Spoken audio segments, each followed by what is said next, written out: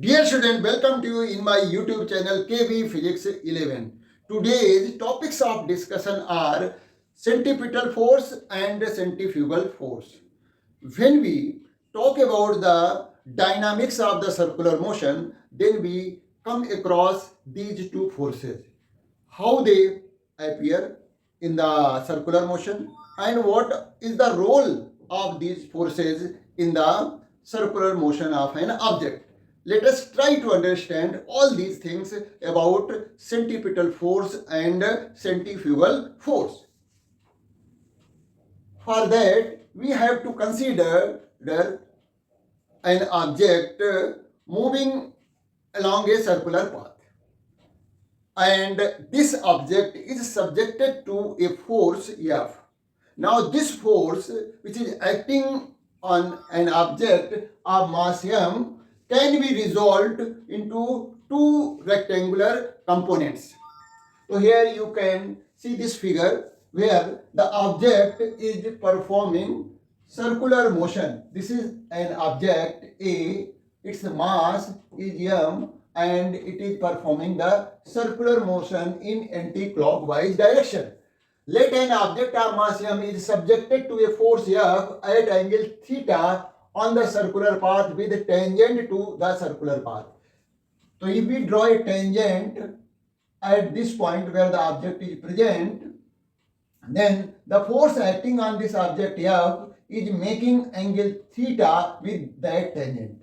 Now, if we resolve this force into two rectangular components, then we will get a tangential force along the tangent, that is Ft. This is the one of the component of force F.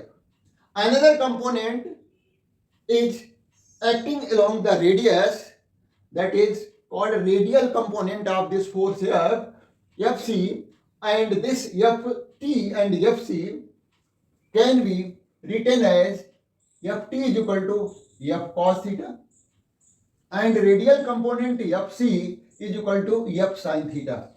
So F cos theta and F sin theta are the two rectangular component of this force F which is acting on this particle performing circular motion.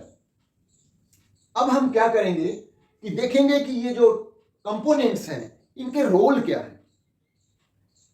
अब जो force जो है Ft है, जो tangential force है जो कि F का एक कंपोनेंट है, वो क्या करेगा, वो जो है इस पार्टिकल की, इस ऑब्जेक्ट की वेलोसिटी को इंक्रीज करेगा, चेंज कर सकता है, मतलब वेलोसिटी में चेंज लाएगा. इन the direction of motion act कर रहा होगा तो सर्टेनली ये क्या करेगा, इसकी वेलोसिटी मतलब लीनियर वेलोसिटी को इंक्रीज करेगा. और जो Fc फोर्स होगा वो हेल्प करेगा इस ऑब्जेक्ट की डायरेक्शन को चेंज करने में. तो यही बात आगे लिखी गई है, देखिएगा. The tangential component Ft will be responsible for increasing linear velocity v along the tangent, whereas radial component of force Fc help in to change the direction of the motion.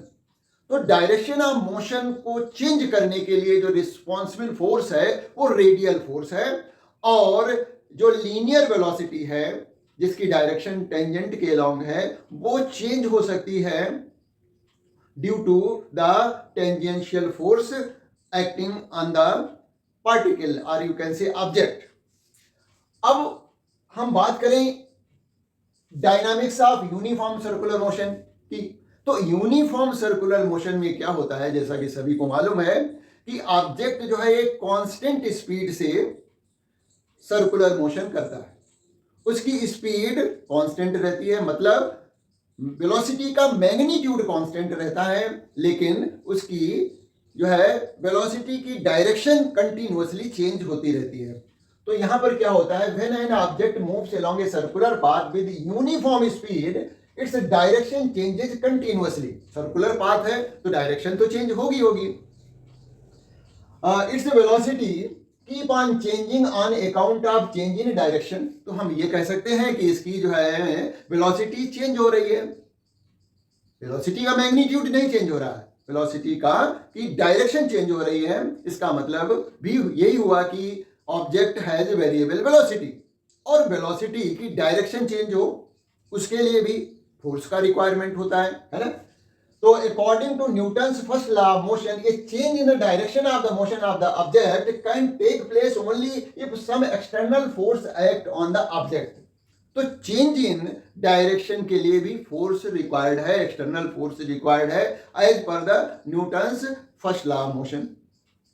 तो इसका मतलब यहां पर क्लियर हो जाता है, ये बात क्लियर हो जाती है कि जो रेडियल फोर्स ऑब्जेक्ट पर लग रहा होगा वही केवल इसकी डायरेक्शन को चेंज कर रहा होगा।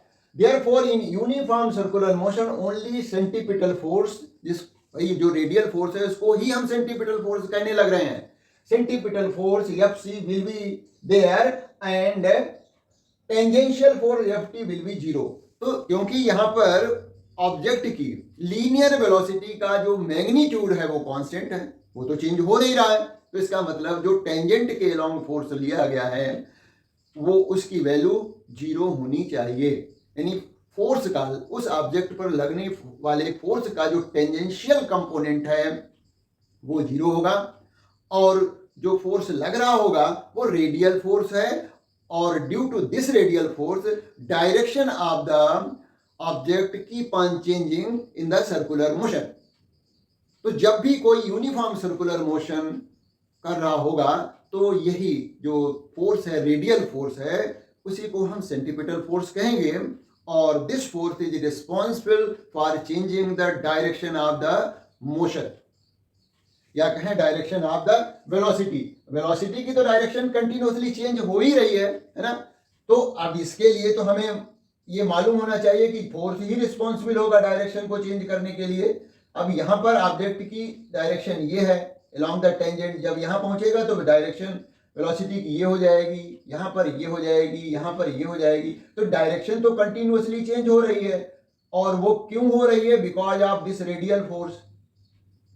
तो जो सेंटर की तरफ जो फोर्स लग रहा है along the radius of the circular path, उसी को हमने सेंटीपिटल फोर्स कहा।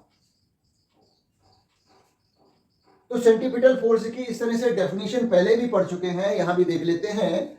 N object performing uniform circular motion is acted upon bye a force directed along the radius toward the centre of circle is called centripetal force.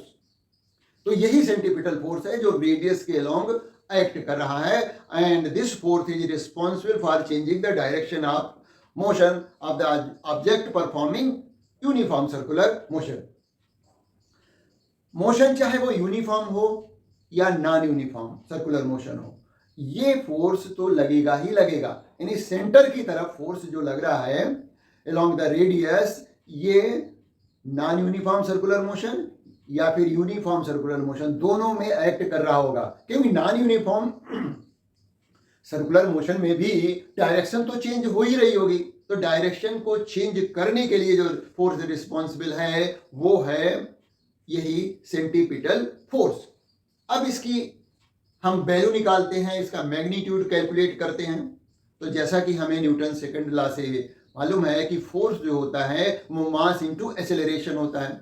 यहाँ पर जो acceleration होगा वो centripetal acceleration होगा, जिसका कि हम ऑलरेडी डिस्कस कर चुके हैं और उसका एक्सप्रेशन भी निकाल चुके हैं। तो सेंटीपिटल एक्सेलरेशन जो होता है वो v²/r है। v क्या है? लीनियर वेलोसिटी है, जो कि यहाँ पर कांस्टेंट है यूनिफॉर्म सर्कुलर मोशन में, और r जो है radius of the circular path है। तो इस तरह से centripetal force is equal to हो गया मास इनटू सेंटीपिटल एक्सेलरेशन, और सेंटीपिटल एक्सेलरेशन की वैल्यू रख दें वो है v²/r। तो सेंटीपिटल एक्सेलरेशन का फार्मूला हमें मिल जाता है Fc इज इक्वल टू हो जाएगा mv²/r। इस फार्मूले का हम लार्ज स्केल पे यूज करेंगे जहां कहीं भी सेंटीपिटल फोर्स की बात कही गई होगी।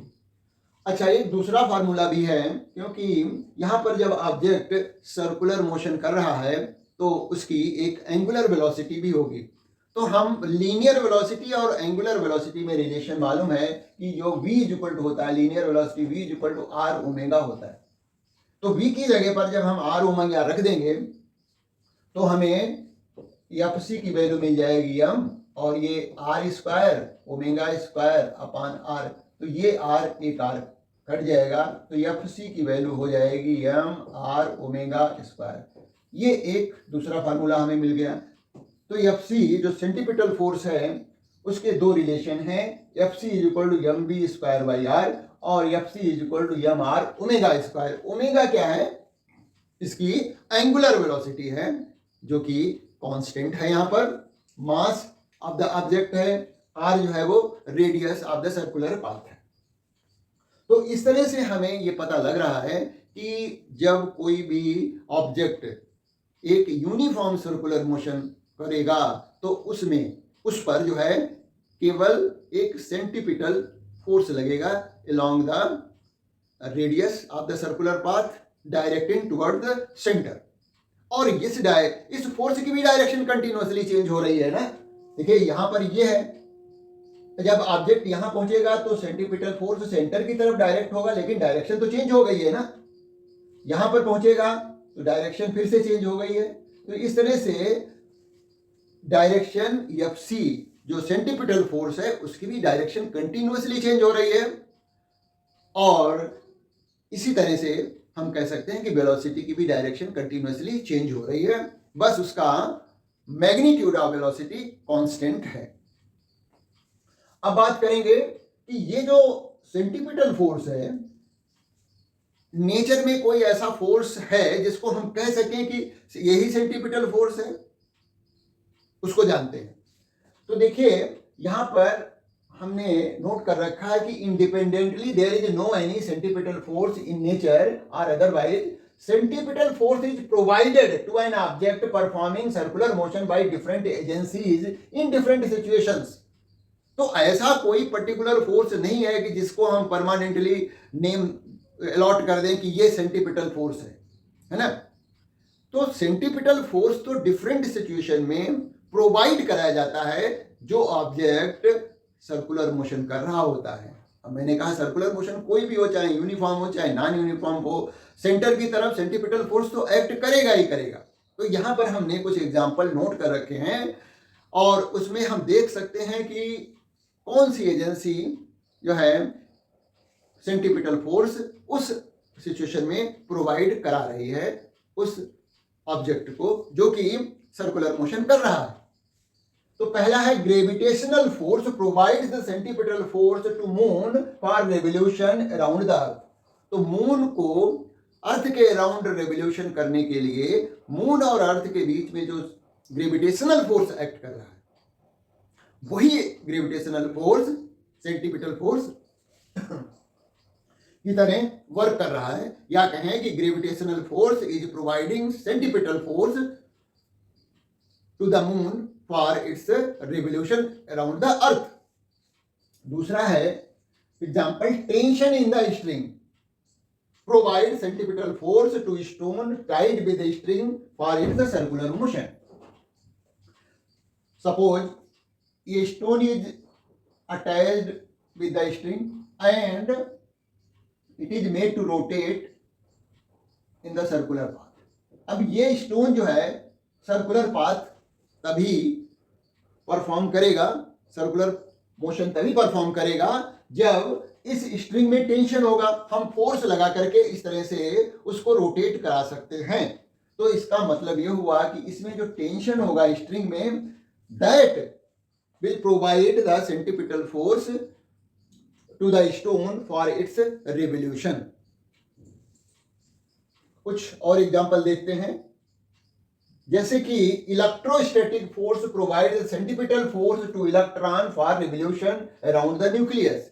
अब न्यूक्लियस के अराउंड इलेक्ट्रॉन रिवॉल्व करते हैं, तो इलेक्ट्रॉन और न्यूक्लियस के बीच में जो फोर्स ऑफ अट्रैक्शन लग रहा है, जो इलेक्ट्रोस्टैटिक फोर्स लग रहा है, that is providing the centripetal force to electron for its revolution.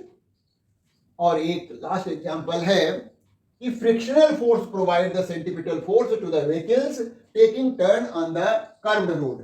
जब कर्व्ड रोड पर अब जो है व्हीकल टर्न करेगा, तो टर्न करते समय जो व्हीकल है उसके टायर्स जो है वो they try to skid away from the centre of curve path.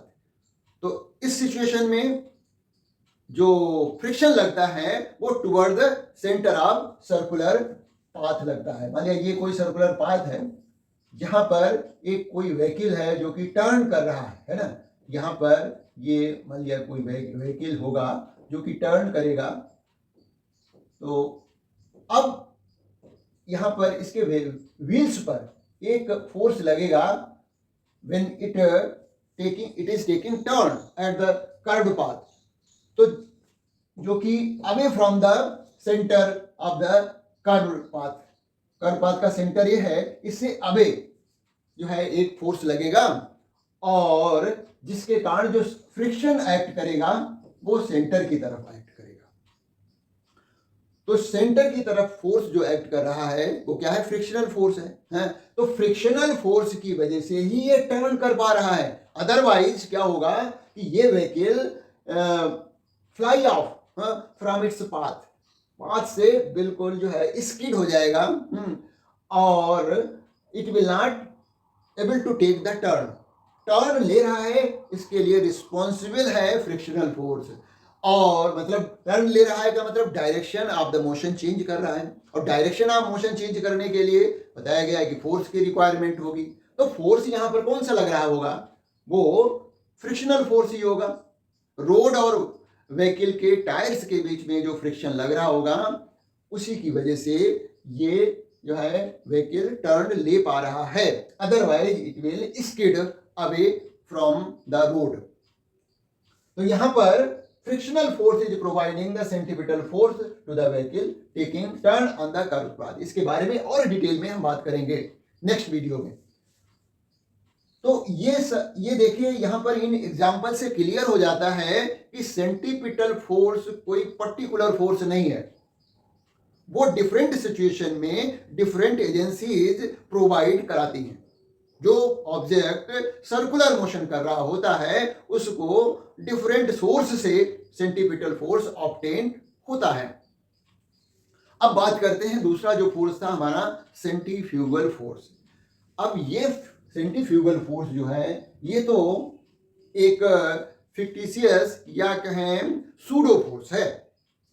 Real में देखिए सेंट्रीपिटल फोर्स तो है, सेंट्रीपिटल फोर्स एक रियल फोर्स है, हालांकि हम वहां पर भी किसी पर्टिकुलर फोर्स को सेंट्रीपिटल फोर्स नहीं कह पा रहे हैं। डिफरेंट सिचुएशन में हम जो है अलग अलग फोर्सेस को सेंट्रीपिटल फोर्स कह रहे हैं, लेकिन यहाँ पर जो सेंट्रीफ्यूगल फोर्स है ये तो बिल्कुल सूडो फोर्स है, फिक्टिशियस फोर्स है। ऐसा लगता है कि फोर्स लग रहा है लेकिन नहीं लग रहा है, लेकिन लग रहा है?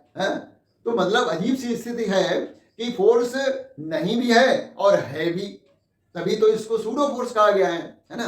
तो क्या है डेफिनेशन के according, the centrifugal force is a fictitious और pseudo force which come into play when an object performs circular motion and the motion is being observed from non-inertial frame of reference, जिसको कि हम accelerated frame of reference भी कहते हैं। ये कब existence में आएगा, कब ये एग्जिस्ट करेगा? जब हम किसी जो है मोशन को, और मोशन किसमें होना चाहिए? नॉन इनर्शियल फ्रेम में, मतलब ऑब्जेक्ट मूव कर रहा है तो उस के मोशन को भी नॉन इनर्शियल फ्रेम से ऑब्जर्व किया जाए तो हमें लगेगा कि हाँ एक फोर्स लगना चाहिए इस पर, है ना।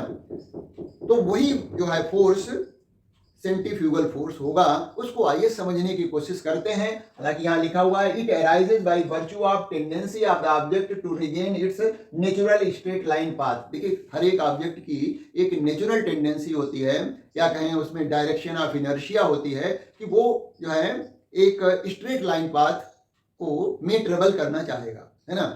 वो डायरेक्शन को चेंज नहीं करना चाहता है, कि उसकी नेचुरल टेंडेंसी है to move along a straight line path. तो ऐसा करने के चक्कर में एक फोर्स डेवलप होता है, उसको भी हम सेंट्रीफ्यूगल फोर्स कह सकते हैं। आइए जो यहाँ पर बात कही गई है कि when an object perform circular motion and the motion is being observed from non inertial frame of reference, तो सर्कुलर पाथ करते हुए ऑब्जेक्ट को हम ऑब्जर्व करते हैं और देखते हैं कि कैसे ये एग्जिस्टेंस में आ रहा है। तो उसके लिए हम एक जो है एग्जाम्पल लेंगे सर्कुलर मोशन का और उसमें देखेंगे। तो इससे पहले हम ये भी जान लें कि जो सेंट्रीफ्यूगल फोर्स है उसका मैग्नीट्यूड जो होता है वो सेंट्रीपिटल फोर्स के इक्वल ही होता है, डायरेक्शन उसके अपोजिट है। सेंट्रीपिटल फोर्स किधर है? सेंटर की तरफ है, अलोंग द रेडियस, और ये जो फोर्स है वो अवे फ्रॉम द सेंटर होता है, मतलब सेंट्रीपिटल फोर्स के जस्ट अपोजिट होता है ना। और मैग्नीट्यूड बाय इसका भी फार्मूला वही है। The magnitude of centrifugal force is same as the value of centripetal force. अब इसको सेंट्रीफ्यूगल फोर्स को कोई दूसरे लेटर से भी रिप्रेजेंट कर सकते हैं। तो यहाँ पर तो हमने एफसी लिखा हुआ है, जिसको हमने सेंट्रीपिटल फोर्स भी लिखा था। तो FC is equal to mv square by r एक फार्मूला था जो सेंट्रीपिटल फोर्स का, वही फार्मूला सेंट्रीफ्यूगल फोर्स का भी हो गया। और दूसरा फार्मूला था FC is equal to mr omega square, वो भी फार्मूला यहाँ पर एप्लीकेबल होगा सेंट्रीफ्यूगल फोर्स के लिए। तो the direction of the centrifugal force is away from the centre of circular path. अब हम जो इसके डेफिनेशन में बात कही गई थी उसको हम देखने जा रहे हैं और समझते हैं कि किस तरह से ये सेंट्रीफ्यूगल फोर्स ऑब्जर्वेशन में आता है। उसके लिए let an object of mass m is at distance r from the centre of a table rotating with constant angular velocity omega. Let an observer is also standing on the same rotating table, जो कि non inertial frame होगा। जो accelerated frame of reference होते हैं उनको हम non inertial frame of reference कहते हैं। तो यहाँ पर एक रोटेटिंग टेबल ली गई है और उस पर एक ऑब्जेक्ट रखा हुआ है जिसका मास m है और सेंटर से उसकी डिस्टेंस r है। जब हम इसको ऑब्जर्व करेंगे कहां पर रहते हुए, उसी टेबल पे जाकर के, जो टेबल कंटिन्यूअसली रोटेट कर रही है, तो हमें भी कहां जाना पड़ेगा? उसी फ्रेम में जाना पड़ेगा, टेबल के फ्रेम में जाने पड़ेगा, जो कि एक non inertial frame of reference होगा। तो यहां पर बताया गया है कि the observer is in rest position with respect to the frame, यानी टेबल के फ्रेम में वो रेस्ट पोजीशन में होगा। कैसे भाई? जब हम देखेंगे कि कोई ऑब्जेक्ट रेस्ट में है या मोशन में है, ये कैसे पता लगता है कि उस ऑब्जेक्ट की उस ऑब्जर्वर के रेफरेंस में, रिस्पेक्ट में क्या पोजीशन चेंज हो रही है, उसमें कुछ चेंज हो रहा है, तब तो हम कहेंगे कि ये ऑब्जेक्ट मोशन में है विद रिस्पेक्ट टू ऑब्जर्वर। अब जब चेंज ही नहीं हो रहा होगा, है ना, तो हम क्या कहेंगे कि वो ऑब्जेक्ट रेस्ट में है, तो उसकी पोजीशन तो चेंज होनी चाहिए उस with respect to the observer, और with respect to the observer जब पोजीशन चेंज नहीं हो रही है तो रेस्ट में माना जाएगा। तो यहां पर हम वही चीज देखेंगे, observer is in the rest position with respect to the frame as we, ये किस तरह से है? As we can not observe the rotation of earth from the earth frame. Earth भी तो रोटेट कर रही है। अब इस रोटेटिंग फ्रेम में हम लोग भी हैं। हम लोग क्या देख पा रहे हैं कि अर्थ रोटेट कर रही है? बिल्कुल नहीं देख पा रहे हैं, क्योंकि हमारे चारों तरफ के जो ऑब्जेक्ट्स हैं उनमें कोई रिलेटिव चेंज तो हो नहीं रहा है। जो चीज हमारे फ्रंट में है वो हमेशा फ्रंट में ही दिखाई देती है, जो हमारे बैक में है जो चीज वो बैक में दिखाई दे रही है, जबकि अर्थ रोटेट कर रही है। तो सेम सिचुएशन यहां पर भी है कि ऑब्जर्वर उस रोटेटिंग टेबल पे खड़ा है, उस ऑब्जेक्ट को देख रहा है जो उस रोटेटिंग टेबल पर सेंटर से r डिस्टेंस पे रखा गया है।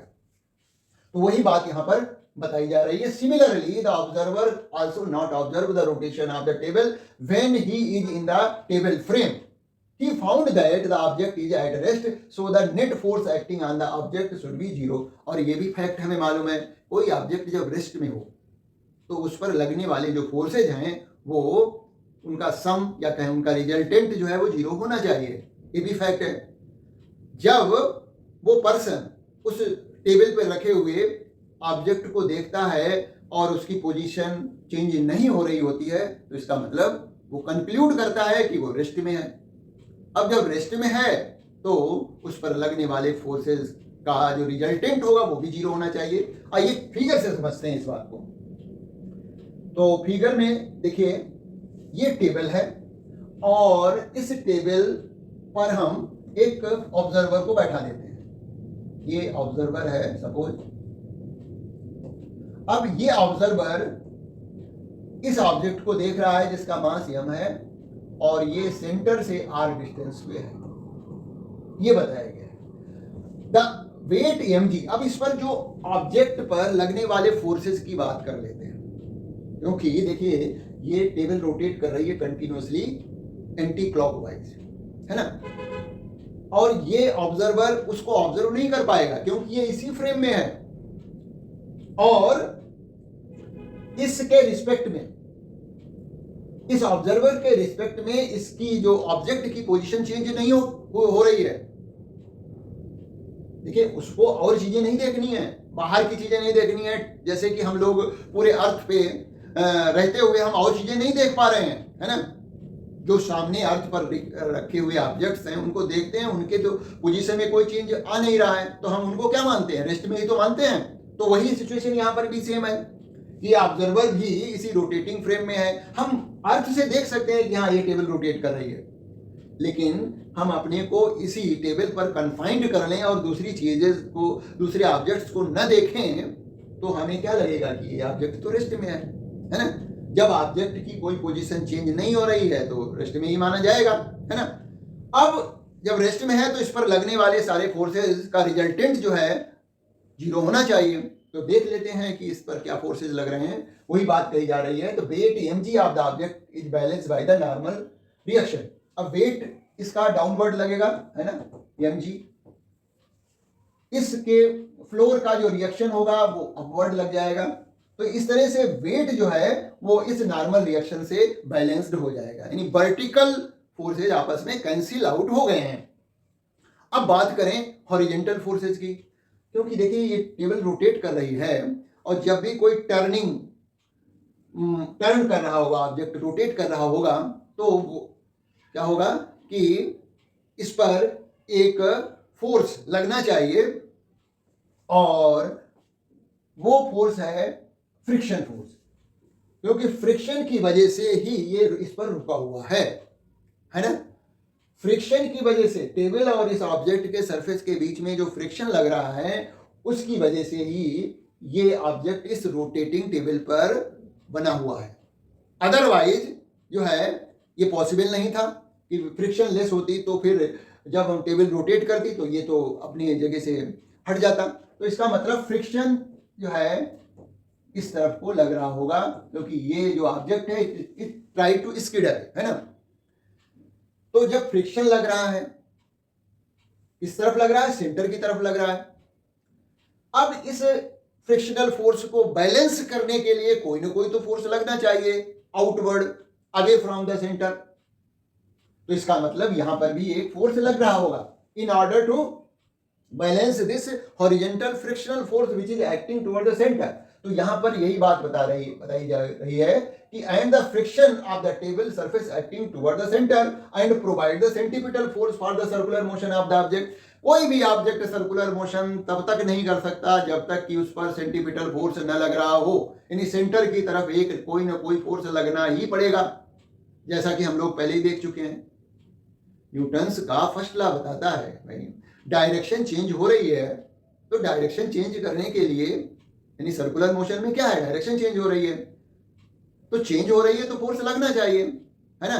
तो इसका मतलब यहां पर फोर्स जो लग रहा है वो फ्रिक्शनल फोर्स है ना, जो कि इसको ऑब्जेक्ट को रोटेशन करने में हेल्प कर रहा है।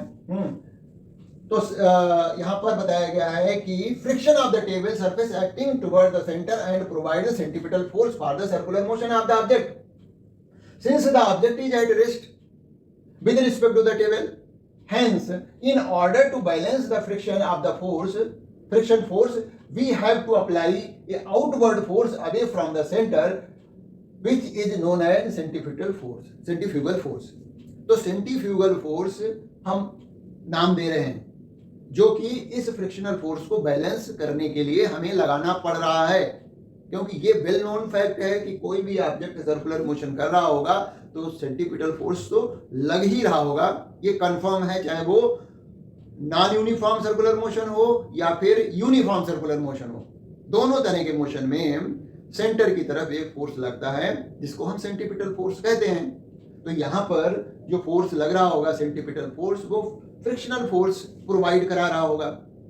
तो अब इसको भी बैलेंस करना है ना। जैसे कि हमने वर्टिकल डायरेक्शन में लगने वाले फोर्सेस को बैलेंस किया। क्यों किया? क्योंकि हमें ऑब्जेक्ट को रिस्ट में शो करना है, और ऑब्जेक्ट रिस्ट में तभी होगा कि जब उस पर लगने वाले डिफरेंट फोर्सेस का रिजल्टेंट फोर्स जो है वो जीरो आ जाए। तो सेंटर की तरफ जो फोर्स लग रहा है उसको बैलेंस करने के लिए हमने एक अवे फ्रॉम द सेंटर एक फोर्स कंसीडर किया है, जिसको हम सेंट्रीफ्यूगल फोर्स कहेंगे। तो ये पॉसिबल कब हुआ? जब हमने non inertial frame of reference में जाकर इस ऑब्जेक्ट का मोशन जो है ऑब्जर्व किया। हालांकि हमें यह रेस्ट में दिखाई दे रहा है, उसी फ्रेम में जाने पर रेस्ट में दिखाई दे रहा है, और रेस्ट में बॉडी को लाने के लिए, इस ऑब्जेक्ट को रेस्ट में शो करने के लिए इस पर लगने वाले डिफरेंट फोर्सेस का रिजल्टेंट जीरो आना चाहिए। तो ये नॉर्मल रिएक्शन ऑफ वेट तो आराम से बैलेंस्ड हो गए, एक दूसरे को उन्होंने नलीफाई कर दिया है। लेकिन अब रोटेशन की वजह से इस ऑब्जेक्ट पे सेंटर की तरफ फोर्स जो लग रहा है उसको भी तो नलीफाई होना चाहिए।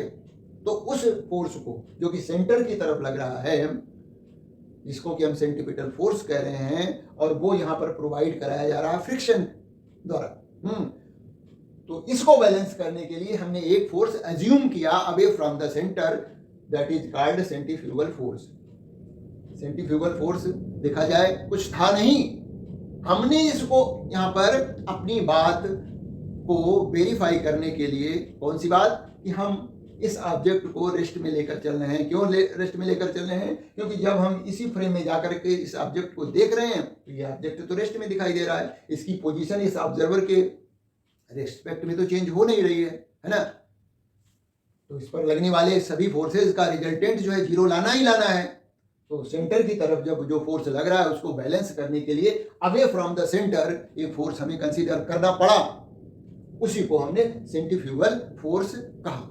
तो इस तरह से ये सेंट्रीफ्यूगल फोर्स एक सूडो फोर्स या फिक्टिशियस फोर्स है। हमें लग रहा है कि ये ऐसा फोर्स लगना चाहिए, है ना। तो क्योंकि हम खुद की बात को जस्टिफाई करने के लिए, ऑब्जेक्ट को रेस्ट में जस्टिफाई करने के लिए हमने एक away from the centre force consider किया है, जिसको हम सेंट्रीफ्यूगल फोर्स कहेंगे। इसीलिए इसको फिक्टिशियस फोर्स कहते हैं, सूडो फोर्स कहते हैं, कि फोर्स न होते हुए भी फोर्स है। तो इस तरह से मेरी समझ से सेंट्रीपिटल फोर्स और सेंट्रीफ्यूगल फोर्स समझ में आ गया होगा। तो मिलते हैं एक नए इंपॉर्टेंट वीडियो के साथ।